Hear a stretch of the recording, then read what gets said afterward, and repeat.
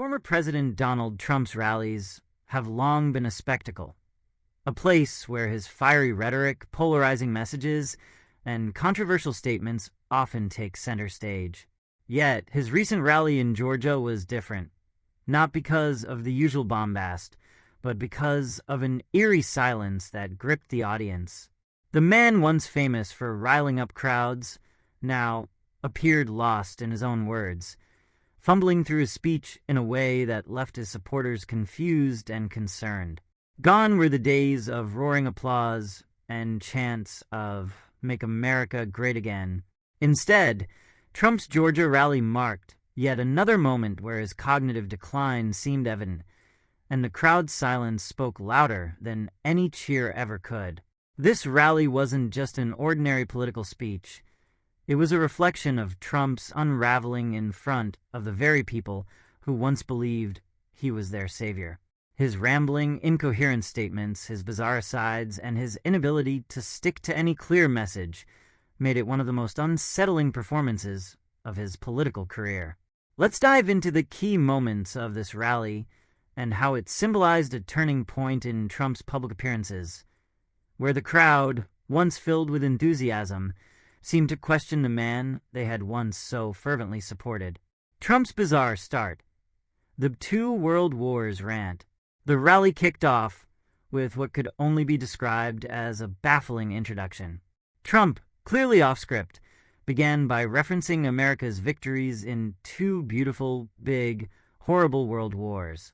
While it was unclear what point he was trying to make, the delivery was odd, to say the least. The phrasing felt disjointed, and it wasn't long before the crowd's energy began to wane. Instead of the usual fiery, cohesive narratives that riled up his base, Trump seemed to struggle to connect his thoughts in any meaningful way. At one point, he made an indecipherable sound, something between a grunt and a groan, which left both the audience and pundits scratching their heads. His supporters exchanged glances, unsure of whether to laugh or cheer. What had started as confusion quickly transformed into an uncomfortable silence that set the tone for the rest of the evening. Silence and concern. Trump loses his audience. As the rally progressed, the once electric atmosphere turned muted. Trump's speeches have often been described as unpredictable, but this time his unpredictability was less about shock value and more about incoherence. His words began to unravel, and the crowd's reactions followed suit. There were several moments where Trump's rambling became so bizarre that the audience simply stopped reacting. One such instance occurred when Trump began discussing the military, making vague comments about woke policies infiltrating the ranks. "We don't have a woke military," Trump said, before trailing off into what can only be described as word salad. "Master Sergeant, woke military, top people, put it up," he muttered, leaving the audience staring in stunned silence. Usually, even Trump's most bizarre statements would elicit some form of reaction from his loyal base, whether it be laughter, boos, or applause.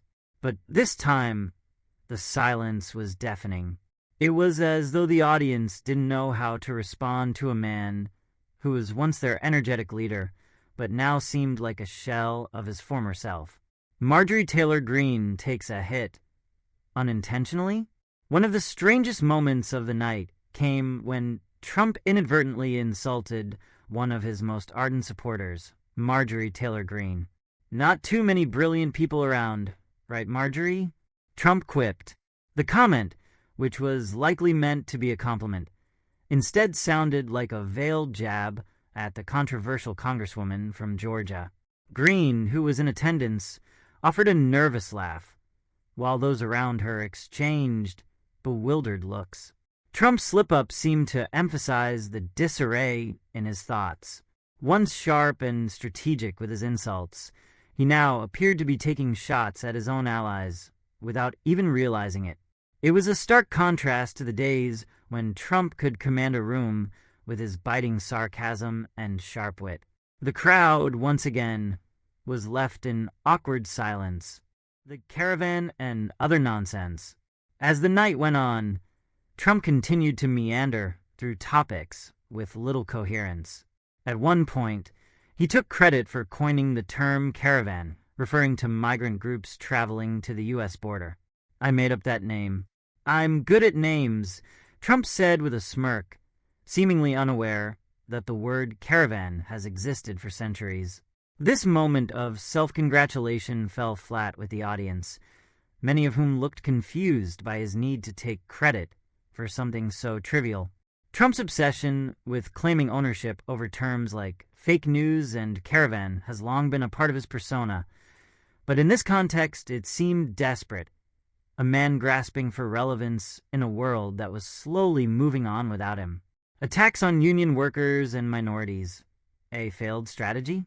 Perhaps the most telling sign of Trump's decline was his failed attempt to energize the crowd by attacking minorities and union workers.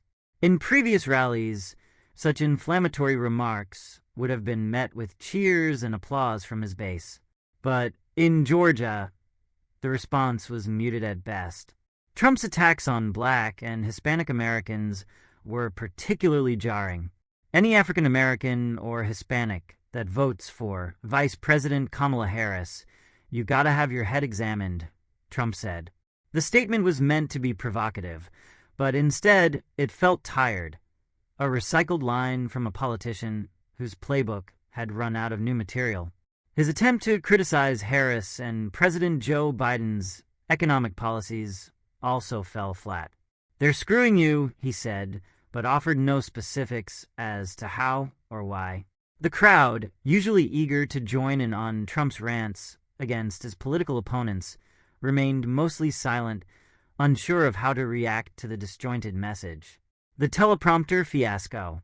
One of the most bizarre moments of the night came when Trump's teleprompter apparently malfunctioned. The teleprompt had crashed. "It's called a kickback," Trump stammered, before rambling about how the teleprompter kicked back in. It was a moment that highlighted just how dependent Trump has become on the very tool he once mocked. During his presidency, Trump often bragged about his ability to speak off the cuff, claiming that he didn't need a teleprompter like other politicians.